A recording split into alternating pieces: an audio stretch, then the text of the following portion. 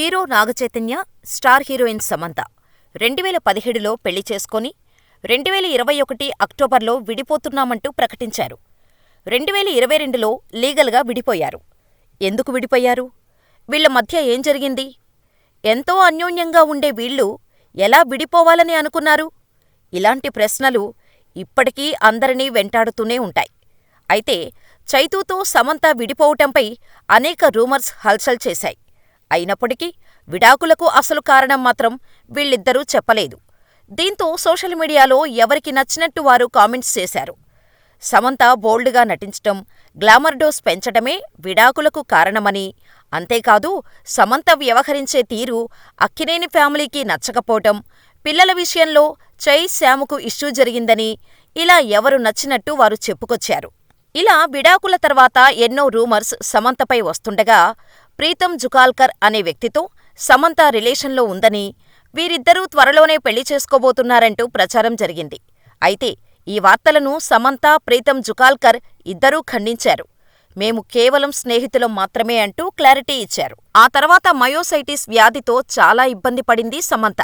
సినిమాలకు దూరంగా ఉంటూ హెల్త్పై కాన్సంట్రేషన్ చేసింది. ఇలా సినిమాలకు గ్యాప్ ఇచ్చిన సమంత సిటాడెల్ అనే వెబ్ సిరీస్లో మళ్లీ సెకండ్ ఇన్నింగ్స్ స్టార్ట్ చేసింది. ఇవేం పట్టనట్టు నాగచైతన్య ఆగస్టు 8, 2024న కొత్త తోడును వెతుక్కొని హీరోయిన్ శోభితా ధూళిపాళ్లతో నిశ్చితార్థం చేసుకున్నాడు. వెంటనే అందరిలో మెదిలిన ప్రశ్న ఒకటే, కలుస్తారు అనుకుంటే నాగచైతన్య శోభితను పెళ్లి చేసుకోబోతున్నాడు. పాపం, ఇప్పుడు సమంత పరిస్థితేంటి? నాగచైతన్య నుంచి విడిపోయిన సమంత సింగిల్గానే ఉంటోంది. చైతన్య సమంతకు అన్యాయం చేశాడు అంటూ జాలిపడ్డారు. ఇటువంటి సమయంలోనే సమంత ప్రేమలో ఉంది అంటూ ఓ రూమర్ సోషల్ మీడియాలో చక్కర్లు కొట్టింది.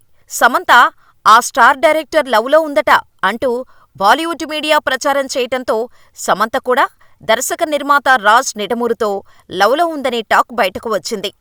ఫ్యామిలీ వెబ్ సిరీస్ తీస్తున్న సమయంలో రాజ్ నిడమూరుతో సమంతకు పరిచయం ఏర్పడిందని, ఈ పరిచయం ప్రేమగా మారిందని, భార్య శ్యామలాకి విడాకులు ఇచ్చి సమంతను పెళ్లి చేసుకుంటాడని బాలీవుడ్ మీడియా ప్రచారం జోరుగా చేసింది. ఆ తర్వాత ఇది నిజం కాదని అందరికీ అర్థమైంది. ఆ తరువాత అక్కినేని వారింట పెళ్లి బాజాలు మోగాయి. నాగచైతన్య, శోభితలు మూడుముళ్ల బంధంతో ఒక్కటయ్యారు. డిసెంబర్ 4న హైదరాబాదులో వీరి వివాహం ఘనంగా జరిగింది. ప్రస్తుతం వీరు వారి కెరియర్స్లో బిజీగా ఉంటూ హ్యాపీ లైఫ్ లీడ్ చేస్తున్నారు. కానీ సమంత మాత్రం ఇంకా సింగిల్గానే ఉంది. ఇప్పటికీ సమంతను విడాకుల సమస్యలు వెంటాడుతూనే ఉన్నాయి.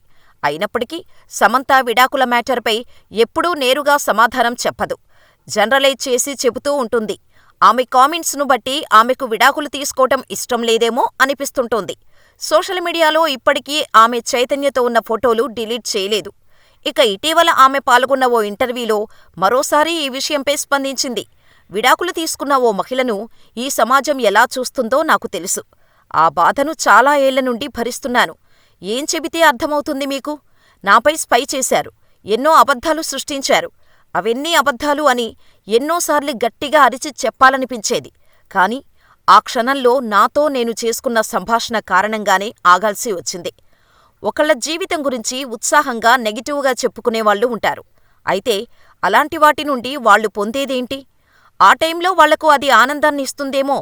కానీ ఏదో ఒక సందర్భంలో వివేకంతో ఆలోచిస్తే మీరు మాట్లాడేది ఎంత తప్పో మీకే అర్థమవుతోంది. అప్పుడు సిగ్గుపడతారు అంటూ సర్ది చెప్పుకుంటారు.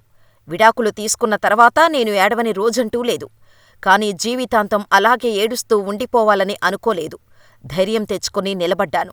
నా జీవితంలో నూతన అధ్యాయం కోసం ఎదురుచూస్తున్నాను అంటూ చెప్పుకొచ్చింది. అంతేకాదు, కెరీర్ పరంగా తనకు ఎటువంటి ఇబ్బంది లేదని, సొంత బ్యానర్లో ఓ సినిమా చేస్తున్నట్టు చెప్పారు.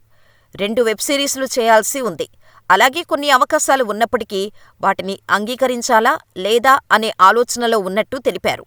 ఏది ఏమైనప్పటికీ నాగచైతన్యకు విడాకులిచ్చిన తర్వాత తొలిసారిగా సమంత మనసు విప్పి మాట్లాడిందని నెటిజన్లు అభిప్రాయపడుతున్నారు.